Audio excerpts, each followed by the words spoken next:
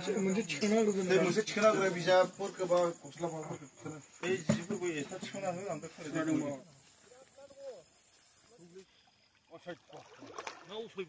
Good morning, दायो जादों फुंनि 5टा। Hello guys, welcome to back my YouTube channel साइकोंगिस ब्लॉग। तो नोंथांखौ बरायबाय दिनैनि मोनसे गोदान भिडियोआव। तो लोगोफोर, दिनैनि भिडियोआ एसे आलादा जाहैगोन। आङो नोंथांमोननि सिगाङाव दाखालि देखायदोंमोनला मानसि गोथै माने थैनायनि हाखर जावनाय, ओमफ्राय बिनिनो दिनै जोंहा दसा गारसिगोन। सानबा जाबाय जोंनिया, माने हौवाफोरनिखौ सानबायावहाय गारो, ओमफ्राय हिनजावफोरनिखौ 7 दिनाव गारो। ओमफ्राय नैबे आदा निरन्जन लाहानि न'आवनो दङ दायो, गासै नेमखान्थिजोंहाय माने दिनै दसाखौ गारनाय जागोन। बेखौनो आङो देखायलांबाय थानि, नोंथांमोना मोजां मोनोब्ला नायलांबानो जाबाय।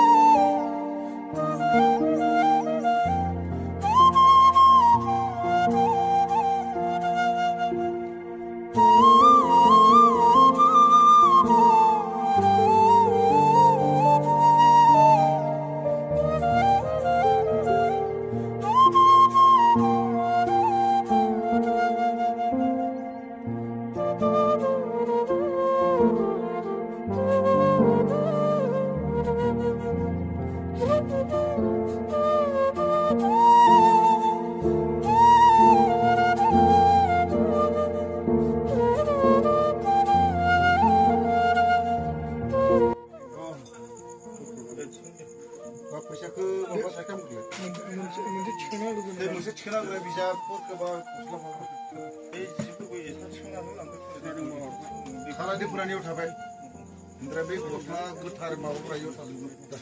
बेनि गानो जोमग्रा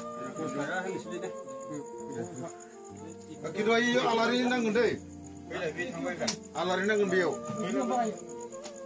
ओमफ्राय थाव गुबै नांगोन। गोलैलांबा दिगदार जालायगोन ना। दे खिन्थु दे इयाव थिखांलाय, बेखौ सोहरजोबदो मा दं दे। खिन्थु इखौ मोनसे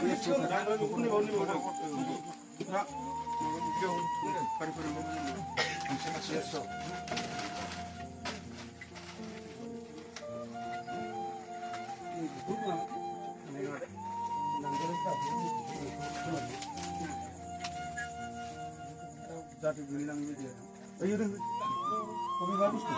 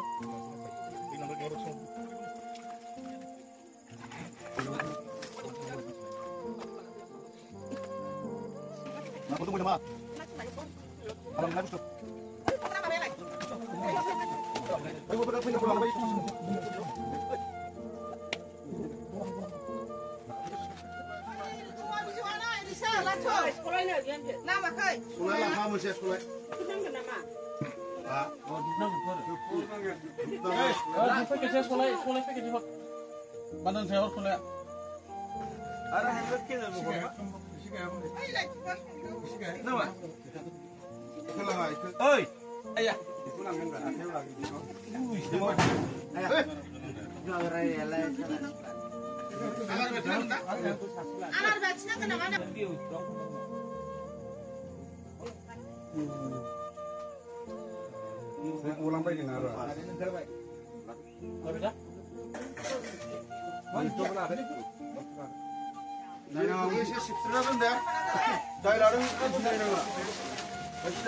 चलो चलो चलो चलो।